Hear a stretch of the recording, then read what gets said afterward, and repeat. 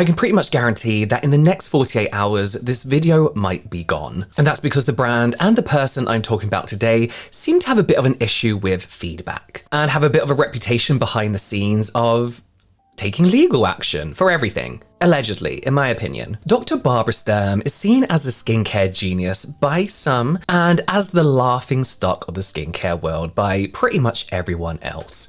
So who's right? Today I want to talk about who Dr. Barbara Sturm is, what her qualifications actually are, how she came up with her products, and why she is so controversial. And there is a lot to talk about, from becoming besties with Cher and using experimental medical treatments on the Pope to spreading misinformation about sunscreen and being a bit too obsessed with inflammation. So let's get into it. Chapter 1. Dr. Sturm's early career. According to Dr. Sturm herself, she first started studying medicine because she wanted to be a pediatrician, but after having her own daughter at 23, she said she couldn't handle working on a neonatal ward anymore. Taking care of sick babies felt a little too close to home when she had her own baby to care for. I get that. Luckily, the medical school she was studying at in Heinrich Heine University in Dusseldorf, Germany, wanted someone to conduct a study on skiers' bodies and to basically write their doctorate on the subject. This seemed like a good fit for her as she'd grown up skiing, so she went for it and discovered a love for sports medicine and orthopaedics. In an interview for Rob Report, she said, "I loved it because there's no life or death situation." Fair enough. After graduating, she began a career in orthopaedics, with her work focusing on treating sports injuries as well as inflammatory conditions like osteoarthritis, particularly when it came to using the body's own proteins and healing factors to treat these issues. This interest in inflammation and using the body's own resources to combat health issues is something that would become fundamental in her later career, but we'll get onto that in a moment. While working for Dr. Peter Wheeling, a German spinal surgeon and orthopedic specialist, Sturm helped develop the Regenikine procedure, or Regenikine, I don't know, which was a cutting-edge experimental treatment for conditions like chronic joint inflammation, arthritis, and soft tissue injuries. The treatment involved drawing blood from a patient, heating it to increase the concentration of specific proteins that apparently block inflammation and reduce swelling, before spinning it in a centrifuge to isolate those proteins, and then injecting those back into the patient at the site that needs treatment. The procedure has become known to many in the US as the Kobe procedure after basketball player Kobe Bryant, after he traveled to Germany several times to undergo the treatment. But it's actually been used by a wide range of people besides Kobe, including professional tennis players, golfers, footballers, and even Pope John Paul II. Though she herself has said that this was her first time being closely involved with scientific research, and that she developed a scientific approach while supporting the other doctors and professors with the study. So although it's often talked about in the media as if she basically invented this revolutionary treatment herself, it sounds like she had a bit more of a junior role in the process, kind of like an assistant, but her own allegedly revolutionary treatment wasn't too far around the corner. Chapter 2. Becoming an aesthetician. You might be wondering how Sturm went from fixing athletes' knees to developing skincare products, and I don't blame you. She definitely took a different path compared to most skincare brand founders. According to Dr. Sturm, her interest in aesthetics started in 2001 when a dentist friend of hers invited her to go with him on a course that taught you to do filler and Botox injections, something that was starting to become more and more popular at the time. She says that she was fascinated by the procedures and even opened her own aesthetic clinic, performing filler and Botox injections, as well as trying to learn as much as possible about these treatments in general. She even claimed in an interview for GG magazine that, "In Canada and Brazil, I went on to learn the best techniques from the gurus and developed my own methods of treatment. Luckily, I am quite a creative person. I don't want people getting creative with my Botox and filler. That's terrifying." She goes on to say you have to be if you want to do that kind of thing as a career.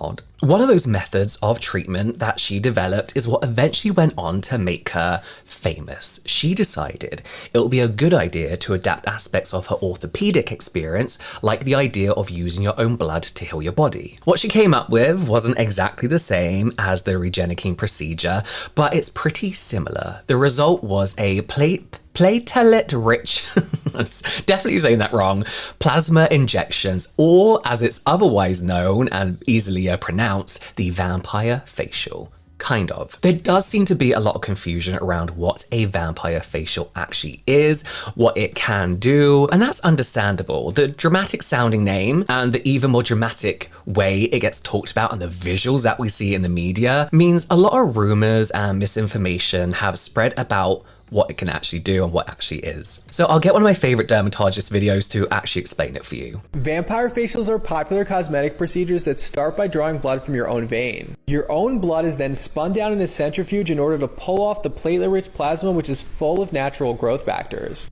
Microneedling is then performed over the entire face, which not only induces collagen, but also allows that platelet-rich plasma to penetrate the skin better. But why on earth would anyone do this to themselves? Well, the combination of PRP and microneedling has been shown to treat acne scars, wrinkles, stretch marks, and even hair loss. From what I can tell, Dr. Sturm's original treatment was a little different from what we think of as a vampire facial today. As the procedure has changed slightly over time, Dr. Sturm's version involved the same first steps like taking your own blood and spinning it to separate the plasma, but then she either mixed the plasma with hyaluronic acid fillers before injecting it back into people's faces, or just injected the plasma on its own, rather than smearing it on the person's face and microneedling afterwards to help the plasma penetrate the skin. But with either method, there is a lot of debate about how effective this procedure actually is, and if the palette-rich plasma part of the procedure is actually making any noticeable difference, or if all the changes are just due to filler being injected or the microneedling, like the plasma just kind of sounds like a gimmicky part of it. But again, we'll go into that a bit deeper later in the video when we talk about some of the other criticisms Dr. Sturm receives. There are many. Chapter 3, her first skincare product.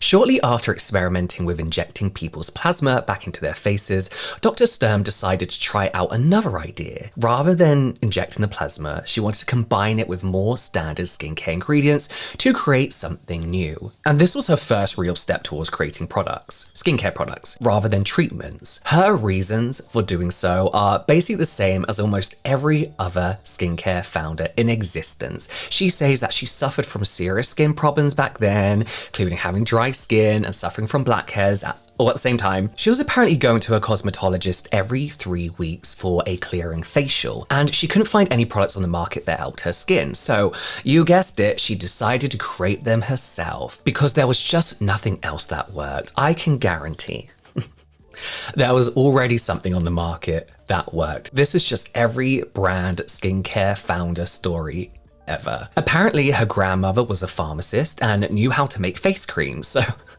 this is every breast. I am laughing because we just talked about this about Estee Lauder. They always have somebody in the family who is a pharmacist. I'm not saying it's not true, it's just the same over and over. So basically she got her advice from her grandmother about what ingredients to include besides the palette-rich plasma that she wanted to add. I'm not sure how this relates to skincare. Pharmacists aren't exactly known for product ingredient knowledge, but then for some reason she went to another pharmacist to actually develop it for herself. I'm not sure why she didn't just stick with her grandma. It could be a family business, you know? Anyway, after cutting Granny out the equation, she and this other pharmacist finally created what she calls her MC1 cream. It was a hydrating cream free from preservatives, mineral oils and fragrances, but with her own plasma added in. And of course, she says it virtually resolved her skin woes overnight. You want preservatives in your skincare. It's disgusting if you don't have preservatives in your skincare. Again, the efficacy of using PRP topically is heavily debated, with one UK doctor, an actual dermatologist, later describing it as the ultimate false hope in a jar, adding that this is a case of more money than sense, and some people will believe the marketing over science, and they do. But regardless of how effective or non-effective MC1 actually is in a dermatological sense, it was definitely effective at making a name for Dr. Sturm in the skincare world. Her PRP treatments, both the blood facials and the cream, started attracting celebrities and other wealthy clients almost immediately. The novelty of her treatments, along with the exclusivity of them, both played a huge part in her early success. That's how I even discovered she existed, because of this. Her MC1 cream in particular gained a lot of attention from industry insiders and famous faces. It was a prescription-only cream that was only available after a consultation by Dr. Sturm herself. And there was a long waitlist to even get a consultation in the first place, let alone the cream. But Sturm worked hard to gain this kind of attention. Loads of beauty editors and journalists from the time have stories about how they were interviewing Sturm when she suddenly offered to draw their blood right there and then so she can make them their own unique jar of MC1. One article by Airmail said that she offered an editor Botox on the patio of her hotel suite. Why would you? That's so unsanitary, that's insane. Another received a fat dissolving injection during a routine facial, and others had their blood drawn in hotel suites, people's living rooms, the conference rooms at Condé Nast, and even at the bar in a cafe. That's ridiculous. Dr. Sturm was apparently very charming and persuasive, and she had the kind of a mystique around her that celebrities love. So after she'd made connections with several Hollywood doctors, they began sending their celebrity patients to her clinic in Dusseldorf to try her new treatments. Early names apparently included Sylvester Stallone, John Cusack, and Danny Glover. She even got engaged to one of her clients, actor George Hamilton, but although that relationship didn't work out in the end, he did introduce her to pop icon Cher, and apparently she and Cher quickly became very close friends. In fact, they became such good friends that Cher introduced Dr. Barbara Sturm to her future husband, Adam Waldman, an entertainment lawyer who's somewhat famous for representing Johnny Depp, and they later got married in Cher's garden, with guests like Will Smith and Val Kilmer in attendance. By the early 2010s, Dr. Sturm had firmly established herself among the Hollywood elite, becoming a go-to skincare guru for a lot of celebrities. She wasn't very well known outside of those circles yet though, but that would change soon with her next business venture. Chapter 4. Launching a skincare brand. Dr. Sturm says that although she was fine with just the MC1 cream because it did everything her skin needed, her clients just kept asking her what other products they should be using, or what full skincare regime she recommended. You just say no, nothing, just that cream. But she didn't want to recommend anyone else's products because she didn't believe in any of them. So instead she started working on her own skincare line, Molecular Cosmetics. She couldn't actually put people's blood in the products if she was going to sell them to the general public, of course, through normal retailers. So she had to come up with products that still fit her overall philosophy that every skincare routine should combat inflammation, deeply hydrate, nourish, and heal the skin. I just want to say I kind of agree with that for me personally, not for everybody, but as somebody with, sorry, my hair's terrible. As somebody with rosacea, inflammation is a huge deal for me, so I do try and keep everything calm, but it's not one size fits all. One of the key ingredients she used to achieve this was biofermented pulsane. It's a leafy green plant that she used for its many healing, anti-inflammatory, and anti-aging benefits. And to be fair, it's an ingredient that is proven to be a good anti-inflammatory and antioxidant agent as well. It also has wound healing abilities, and it was one of the main ingredients in her MC1 cream, and she wanted it to be the star ingredient in pretty much all of her products. Over a few years, she slowly built up the line, starting with a cleanser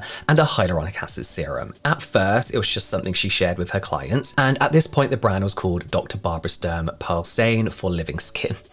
Which might just be the worst brand name I've ever heard. It's like those AliExpress listings or Temu listings where the name of the product is so long. But luckily, she later decided to change the name when she was ready to properly launch the full line in 2014, having added several other products by that point. When the brand, now called Dr. Barbara Sturm Molecular Cosmetics, finally launched, it consisted of the previously mentioned cleanser and hyaluronic acid serum, very basic products, as well as 3 moisturizers aimed at different skin concerns. A gentle face scrub.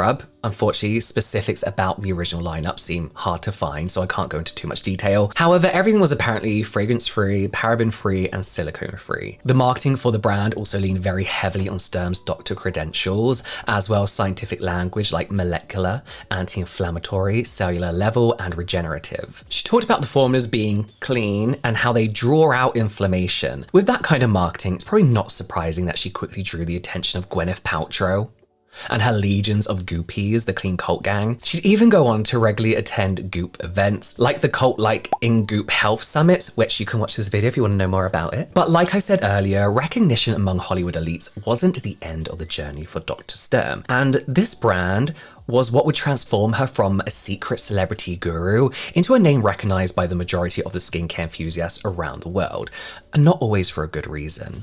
Chapter 5. Finding mainstream success.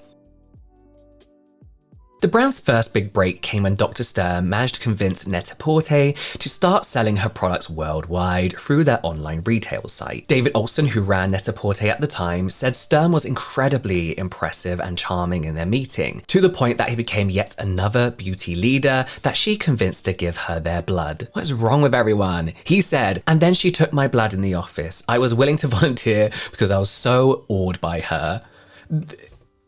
This sounds like a cult leader. It was a huge success for the brand, suddenly getting the products in front of a global audience. Celebrity fans are great, but there just aren't as many of them as there are regular people. Things quickly started to take off for Dr. Sturm's new skincare brand, and it helped that this was around the time that vampire facials were being talked about more often, especially after Kim Kardashian had one on camera during an episode of Kourtney and Kim Take Miami. Dr. Sturm didn't do Kim's facial on the show, but the interest in the procedure inevitably led back to her as the woman who was credited with inventing it. Things got even better for the brand when legendary actress Angela Bassett, who was a fan of the brand, asked Dr. Sturm if she'll be interested in launching a line of products made specifically for women of color. Dr. Sturm agreed that women with darker skin tones weren't well served by the mainstream skincare industry, especially in the luxury space. This is where me and her agree. She said, I see a lot of clients in my clinic and there's actually no line that serves the needs of people with darker skin tones. Due to the higher number of melanocytes,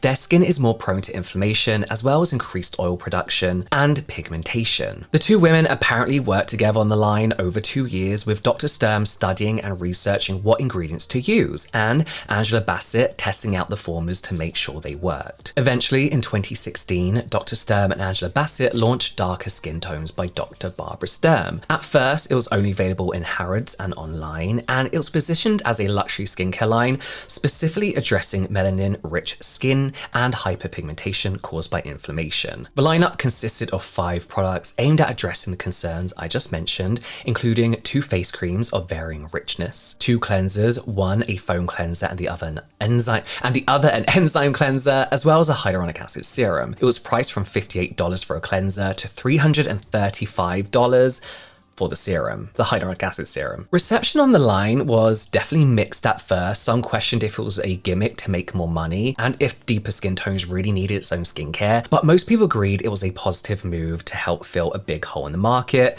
that had been mostly ignored for a very, very long time. And here's the thing is, yes, deeper, darker skin tones are more prone to these things, but you don't need specific skincare for you.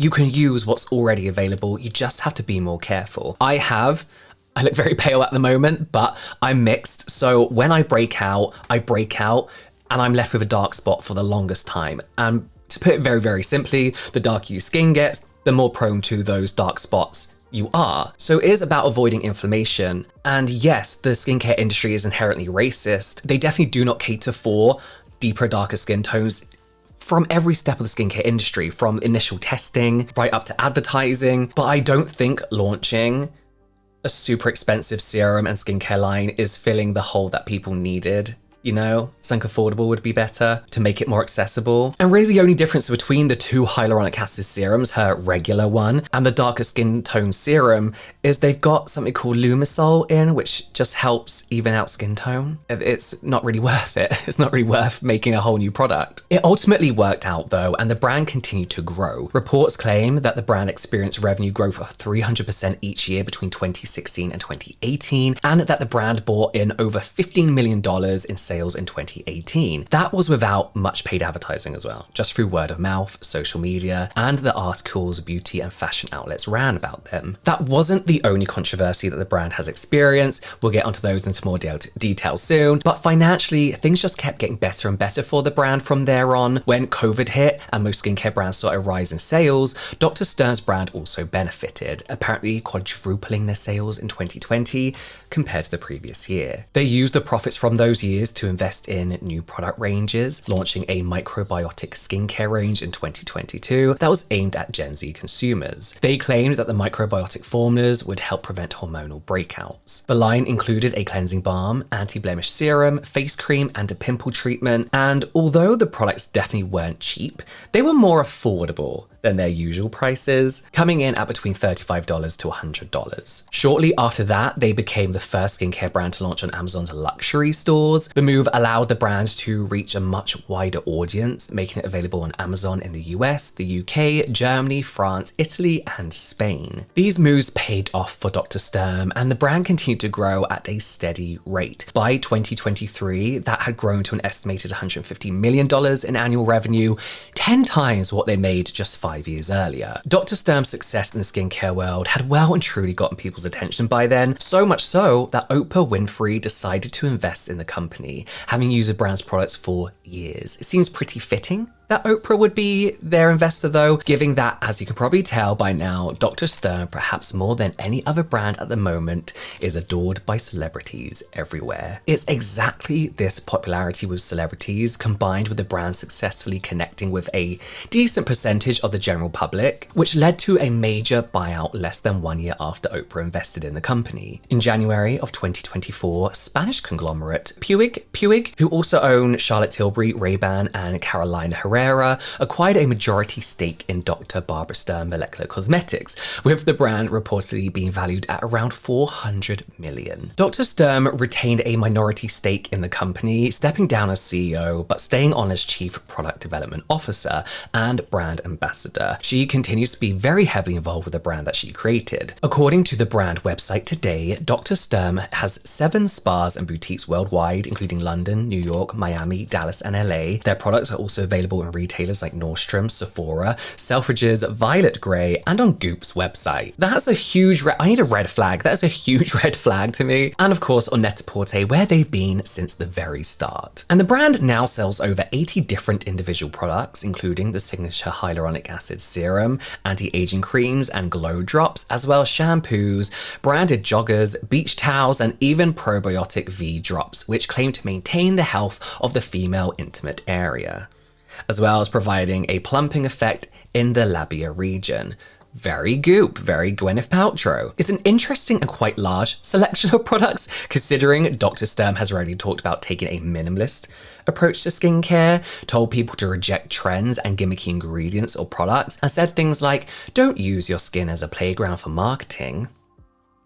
Okay. A lot of people feel like these views don't necessarily align with a brand that sells a lot of products outside of what would be considered the basics of a skincare routine, that regularly uses scientific buzzwords in their marketing and trending ingredients in their products. It just doesn't match up. It's inconsistencies like these that make some people distrust Dr. Sturm, and that's before we get into some of the more outlandish claims she's made in recent years. Dr. Sturm has been controversial ever since she started out in the skincare industry, and sometimes it's really not hard to see why. Chapter 6, why is she so controversial? Okay. To start with, let's stick with the perceived inconsistencies between what Dr. Sturm likes to say in interviews and what she and her brand actually do in real life. I'm gonna have to be careful in this chapter because, as I mentioned, Dr. Sturm has a bit of a reputation for reporting videos that may not portray her or their products in the best light, allegedly. And it's not just what she and her brand do in real life that contradicts some of the things she says. Sometimes she just outright contradicts herself in different interviews. Remember the story about how she came up with her MC1 cream after asking her grandma what ingredients to use? Or that she was perfectly happy with her MC1 cream and had no plans to make other skincare products until her customers basically begged her to? Well, in a Time article in 2018, those stories were different. This time, she said that she spent years working with academic institutions, sourcing studies on ingredients frequently found in moisturizers, cleansers, and serums, and that finally, when she felt she had enough information on how to create an effective line of products, she went to her lab and added proteins from her blood, and her MC1 cream was born. So, did you ask your grandmother for information, or did you work with academic institutions and scour studies for years? Now sure, this probably doesn't seem like a huge deal. Whatever, loads of skincare founders lie about their origin story to make the brand sound better. But these changing stories are a common occurrence for Dr. Sturm, and for some, it makes it hard to trust anything she says, and it gets worse when she's talking about something far more important than her founding story. For example, she used to say that she believes inflammation was one of the main causes of skin aging and other issues. Some people might disagree, but it's a reasonable stance to take. However, in more recent interviews, she's been saying, more polarizing things like inflammation is the root cause of aging and skin concerns. These claims just aren't true. Any dermatologist will tell you that there are a lot of things that cause skin aging and other skin issues. Inflammation is one of them for sure, but it definitely isn't the only reason and something everyone should be hyperfixating on as the only thing to do for your skin. Another concerning change in Dr. Sturm's skincare beliefs is even more concerning. She used to have a much more reasonable stance on sunscreen, like in a 2018 Forbes interview where she said, "It is imperative to use the best sunscreen technology offering broad spectrum protection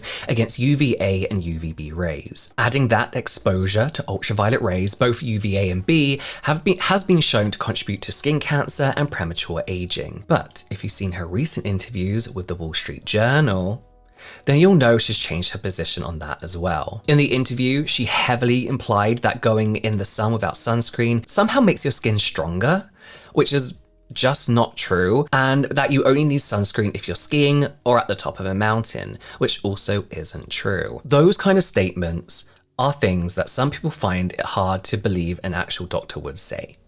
And it gets more ridiculous when you add in the fact that she said retinol makes your skin thinner, which it doesn't. It actually makes your skin thicker when used correctly. I mean, if she wants to argue that if you misuse retinol, then it can make your skin thinner, then sure, I guess so. But you could say that about pretty much any active ingredient if you misuse them. Unsurprisingly, these statements led to widespread backlash from dozens of actual dermatologists, cancer specialists, and other medical professionals. And it's interesting to me because it seems like the longer her brand has been around, the more towards that clean beauty cult mentality she's going. And I do think it's a marketing gimmick. I'm not sure she fully believes this stuff, but she has an audience who believe the fear marketing, the fear mongering around selling product. And as we can see from her brand, it works. She also went on a podcast fairly recently, which is hosted by a man named Gary Brecker, who calls himself a human biologist and biohacker. Are there non-human biologists?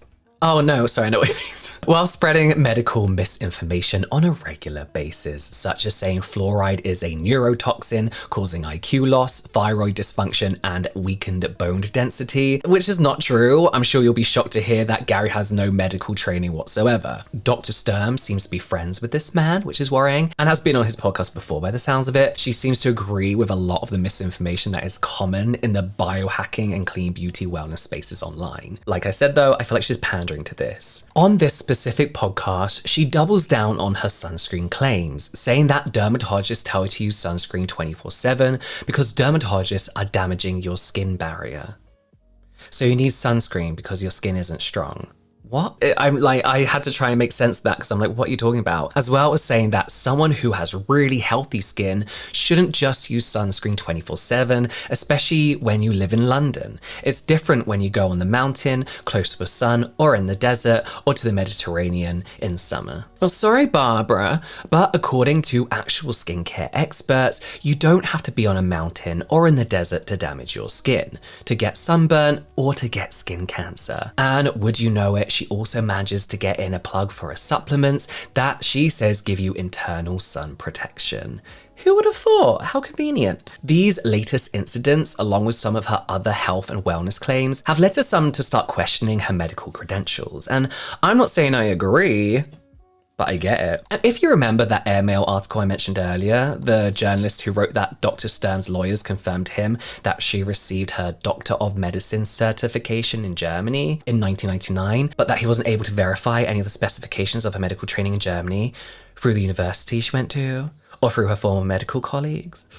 And that even though she originally agreed an email interview with him after he asked about specifics on her medical background, her publicist seemed to take over and he didn't hear back from Sturm herself, like ever. Now again, I'm not saying she isn't a real doctor. I'm not saying that. Other articles has confirmed that she is on the German Register of Medical Practitioners, so don't sue me just yet.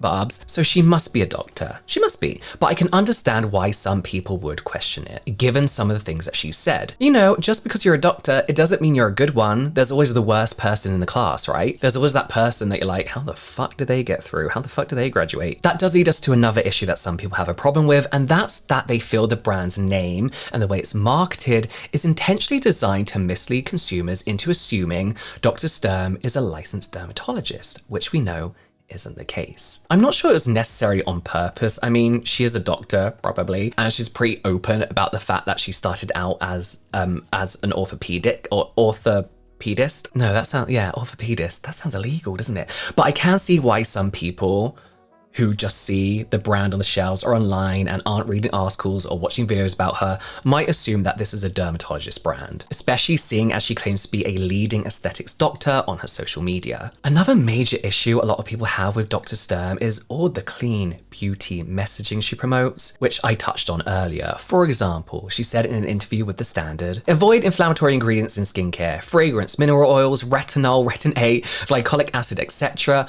all cause inflammation, which leads to the biggest problems for our skin, including hyperpigmentation, aging, breakouts, and acne. I mean, sure, if you're sensitive to those ingredients, then you probably want to avoid them. If you've overused them, which is easy to with these products, misuse them, then yeah, don't use them. But retinol, retin A, glycolic acid give people amazing results. Mineral oils are excellent at maintaining hydration and moisture, something Dr. Sturm is usually very keen about. And if you aren't sensitive to them, then having fragrance in a product isn't necessarily a bad thing. Fragrances are regulated. When they're man-made, the irritants can literally be taken out. It's not the biggest issue that everybody thinks it is.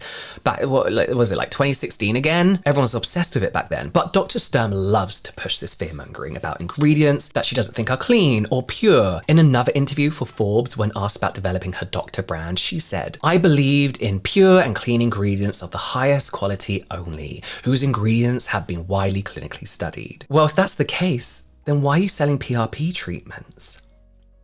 According to the American Academy of Dermatology, PRP facials have little evidence to back up the claimed benefits, and McGill University, internationally renowned for its research, describes the body of evidence for these procedures as anemic, adding that there's little evidence that it works. Now, that doesn't sound like an ingredient that has been widely clinically studied, certainly not in the field of skincare. And to make things worse, McGill University ends their article on the subject by saying that the best beauty product is sunscreen. It's things like this that make Dr. Sturm seem like a joke to most real skincare experts. She likes to make bold claims and assert her opinions as undeniable facts. She likes to act like her products are the only ones that work, and that just happen to be very, very expensive, and that everybody else's products are hurting you. She likes to say that money isn't what drives her, that she just wants her brand to help as many people as possible, but then she goes on to charge extortionate prices for what many would call very basic formulas. Now, more and more skincare consumers are starting to see the hypocrisy and the contradictions and the claims that are just completely untrue. It's not a good look for the founder of a skincare brand supposedly based in science, but that's part of the problem. It was never really science that made Dr. Sturm popular. It was dramatic sounding, experimental treatments